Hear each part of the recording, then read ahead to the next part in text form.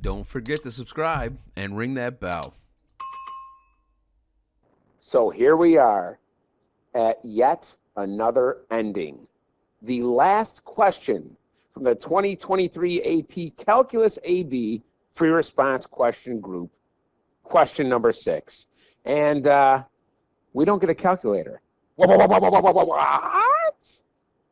Don't worry, we'll be okay. Because as I always say, if we don't get the calculator for the problem, the algebra is easy behind it. It's the concept they're really testing you on.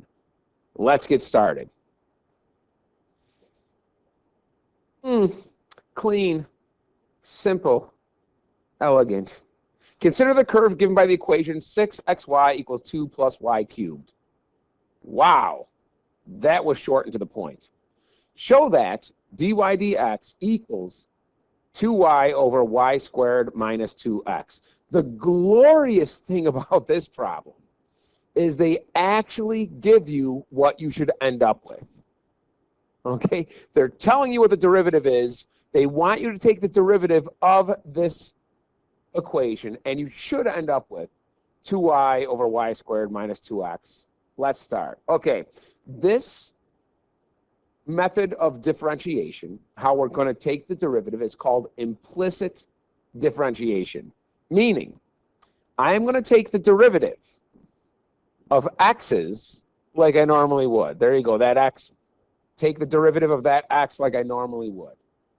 But anytime I take the derivative of a y, I will do it just like I take the derivative of an x. However, I need to write dy dx right next to it. Okay?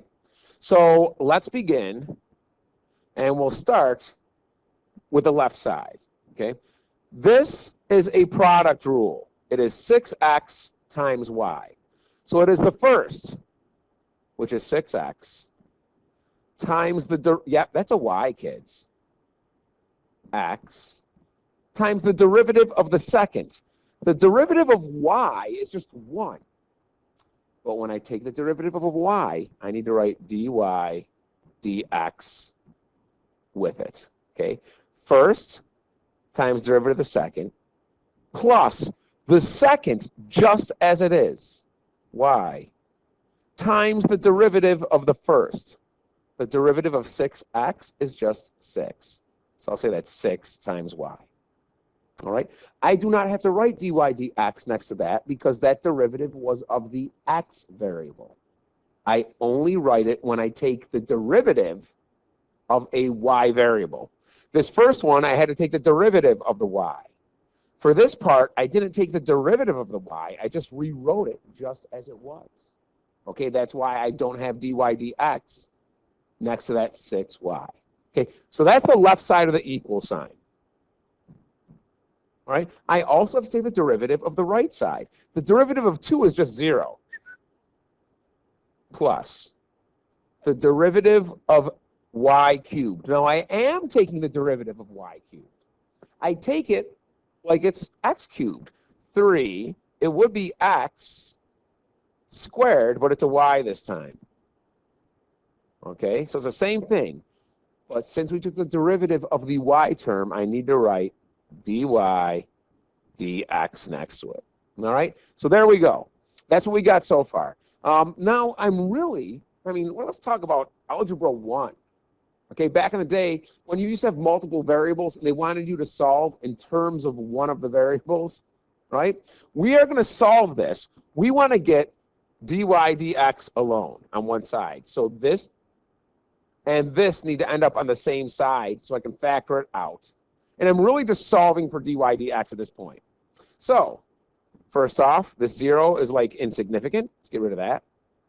I am going to subtract 6x dy dx from both sides. All right?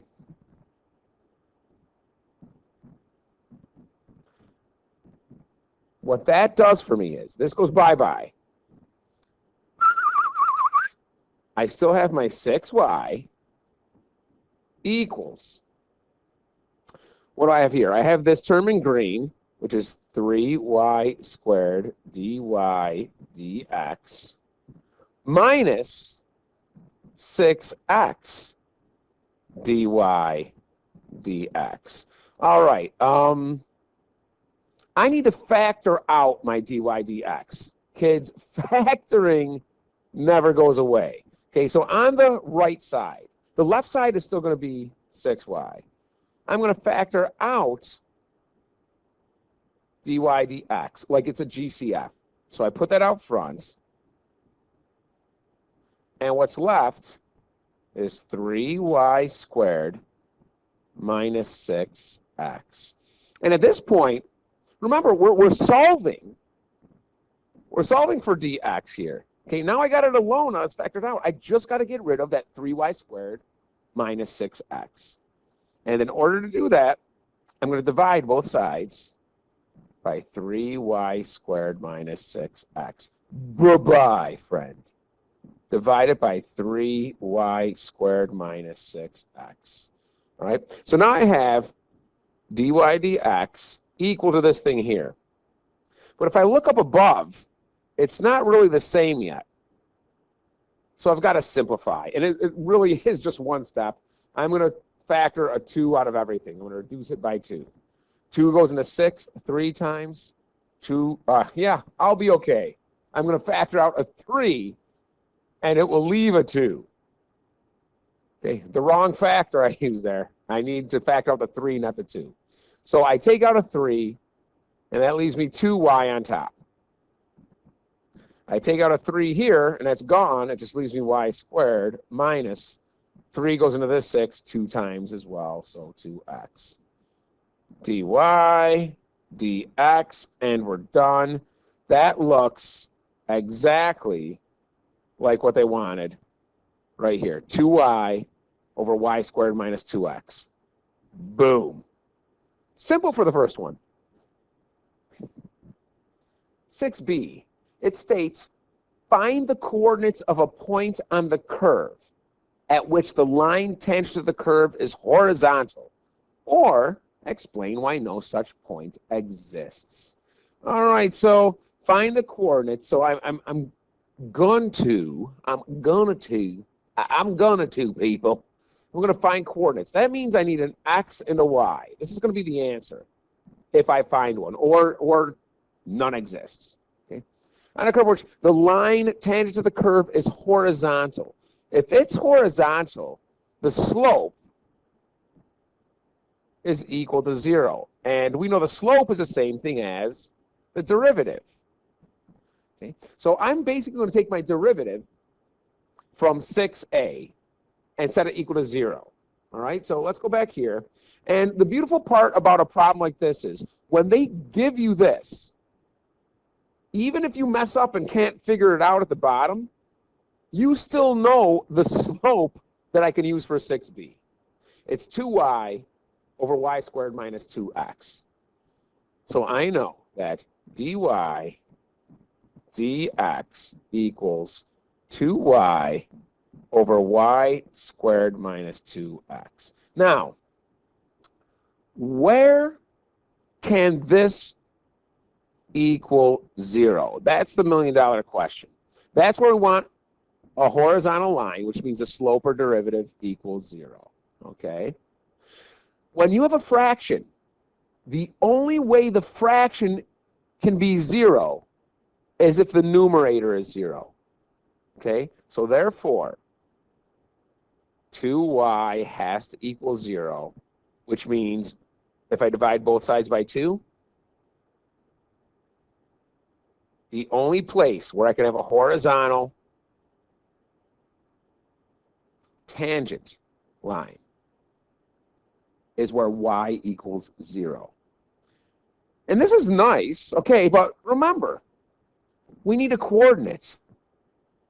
It looks like we have the y. All right, so right now, for my answer, my y is 0, but I need the x, which means I need to go back to the original equation.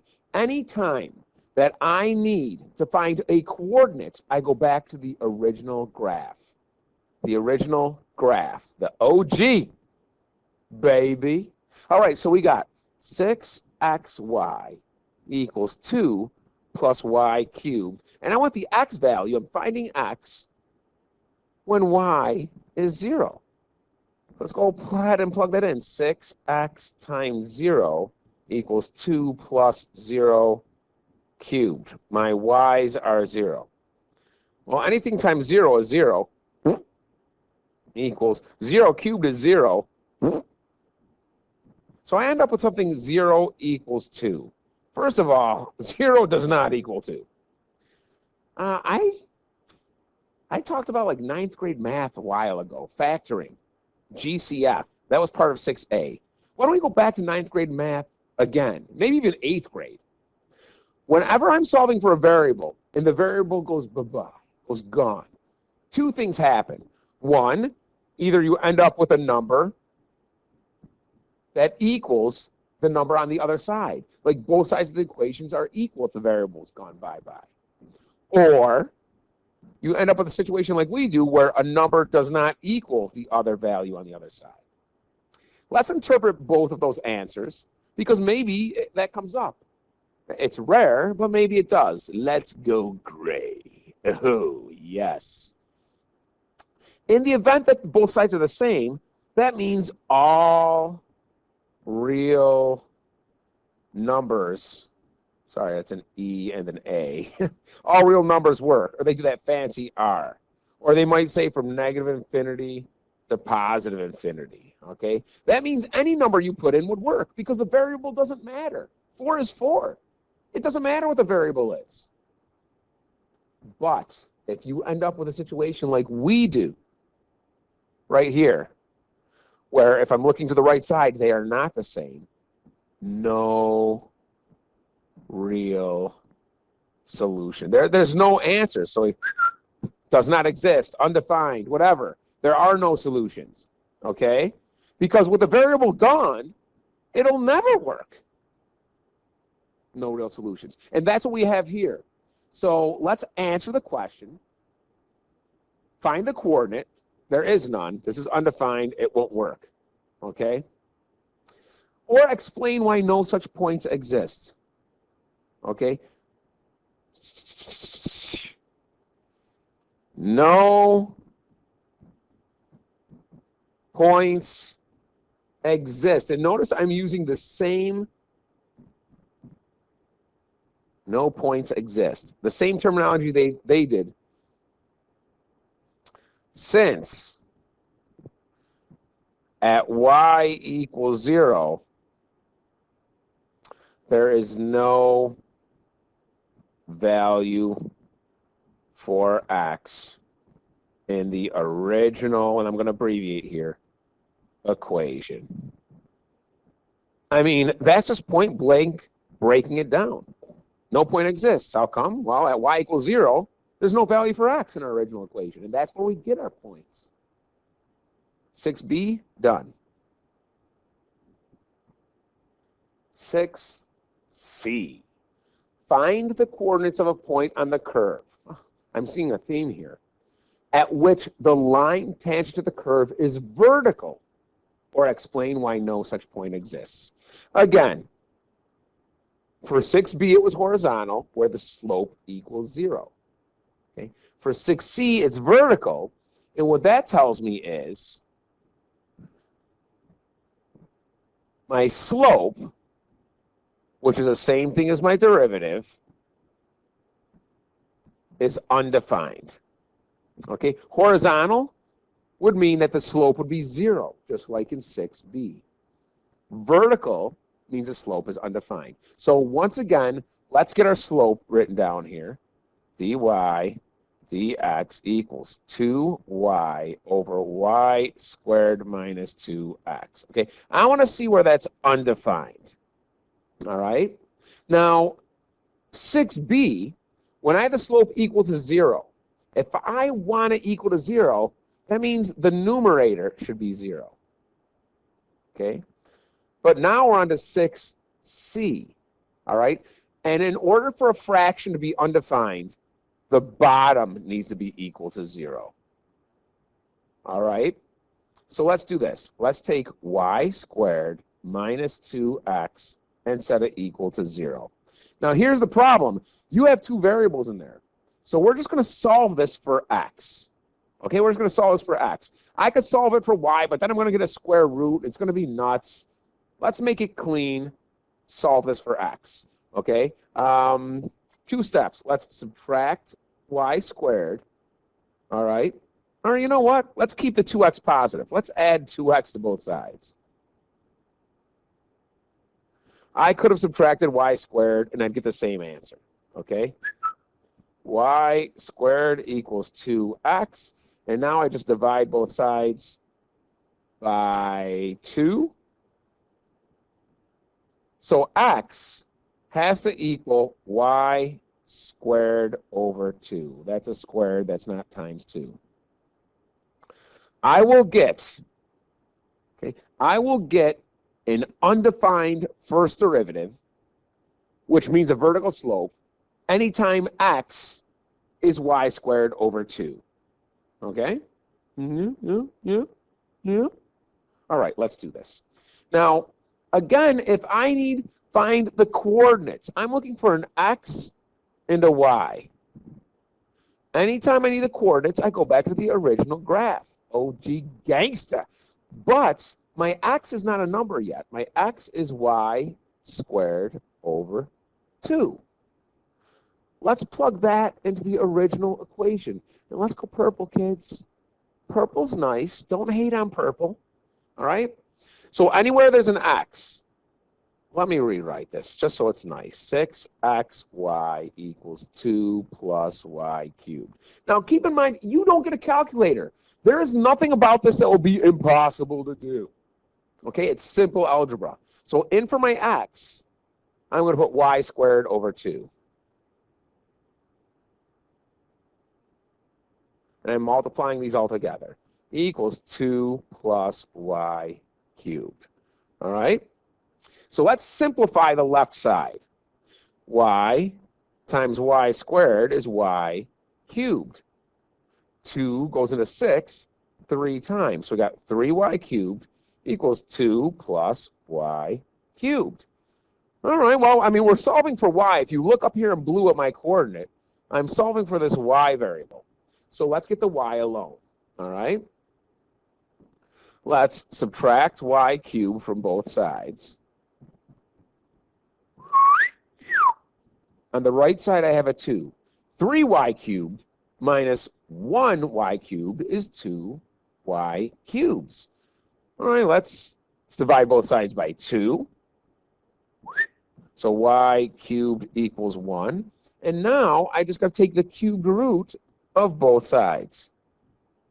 Y equals a positive 1. It is not positive and negative. If y was negative and I cubed it, I would get negative 1. Be careful, you have an odd root or an odd exponent. Negatives will say negatives. This here, y needs to be a positive 1 in order to cube it and equal positive 1. So this is my y coordinate. So I'm going to come all the way back up here. Here you go. I found it. Oh, there's something I don't like about that answer. Although this is true, it does not give me a coordinate with 2 numbers. I don't want a y coordinate or y variable in the x coordinate. So let's just solve for my x coordinate. If x equals y squared over 2, and I now know that y equals 1, let's just plug that 1 in for y. X equals 1 squared over 2, which is 1/2. So my x is 1/2, and my y is 1. And we are done. This really wasn't that bad. Okay, 6C. Fantastic. All right, we've done 3 parts. One more part to do before we are completely finished. We're done with 6C. This is it, kids. The final part of the final problem of the most recent exam. Oh, it gets so sentimental. Let me work through these emotions. 6D reads, a particle is moving along the curve. At the instant when the particle is at the point 1/2 -2, its horizontal position is increasing at a rate of dx dt, which is 2/3 units per second. Oh, we have a related rates problem. What is the value of dy dt, the rate of change of the particle's vertical position at that instant? All right, the first thing we got to do, is take the derivative of the above equation. Now, we already kind of started to do that in 6a, although we're not going to end up with the same answer we did for 6a, because 6a, if I can go back for a second, we did this implicitly. 6a says, okay, anytime we took the derivative of a y, I put dy dx there, here and here. This was not a related rates problem. This was implicit differentiation. It was just an equation, okay? And x's, the derivative was handled the same way we normally do. Y's, we had to write dy dx next to them. But look what happens here. Right here, we got things with respect to time. This becomes a related rates problem. That means not only when I take the derivative of any y, am I going to put dy dx next to it, or I suppose I should say, I suppose I should say, okay, dy dt, not dy dx, okay? But this also means that anytime I take the derivative of an x, I need to put dx dt next to it, like it was implicit differentiation, but for every variable. It is related rates. We're normally used to doing this with like radius, okay, circumference, area, volume, okay, but now it's with an equation because a particle is moving along the curve, and they give us the movement. The position is increasing at a rate of dx dt. There's your related rate. dy dt, we're related to time now, all right? So that's the first thing that needs to be established. So let's take the derivative of the equation above. Again, just like 6a, product rule. I am multiplying two things.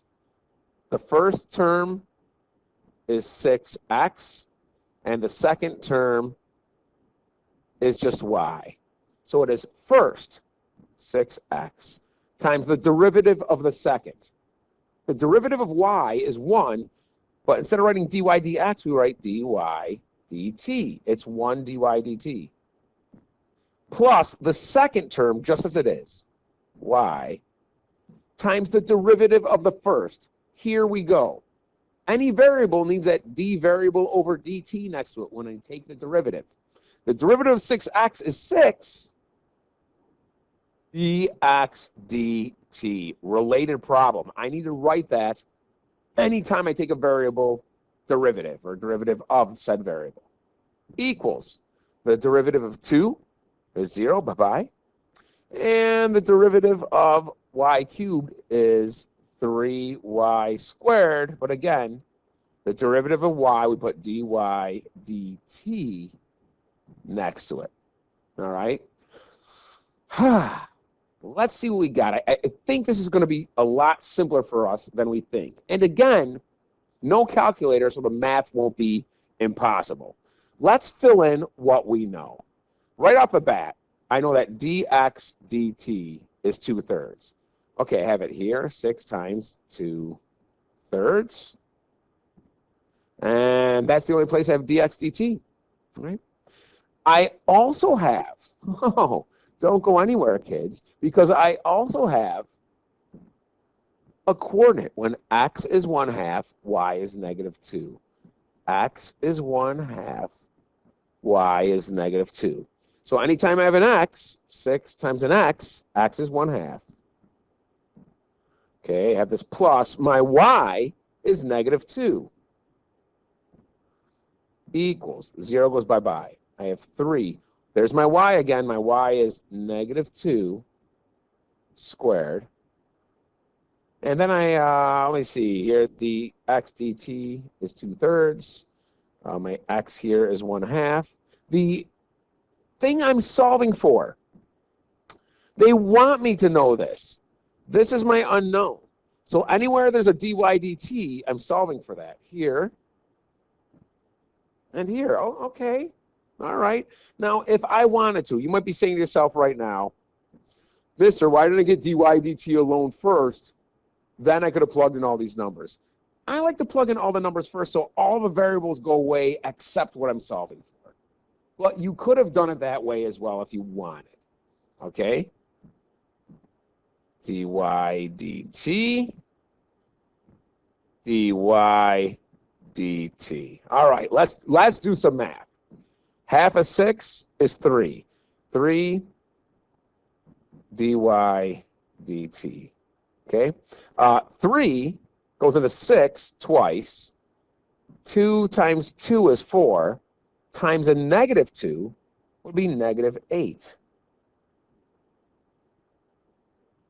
Equals -2 squared is a +4. 4 times 3 is 12. dy dt. Did I really forget to put this closing parenthesis? All right, let's get dy dt's alone on one side. Let's subtract 3 dy dt. Bye-bye, my friend. I love you, but you're gone. Minus 3 dy dt. So what do I end up with? -8. Don't forget that negative sign. Equals 12 minus 3 is 9 dy dt's. And really, I just got to divide both sides by 9. There you go. dy dt equals -8 ninths. -8/9. We're done. We're done. That was a very doable test. If you were paying attention to calculus and you were putting your effort in and you were asking questions, that was very, very doable. Could you have done it perfect 100%? Maybe not. Maybe. But maybe not. But you should have definitely gotten enough credit on there to do well on this test. Very doable. We are done. Have yourself a wonderful day, and I will see you for the next video. Until then, take it easy.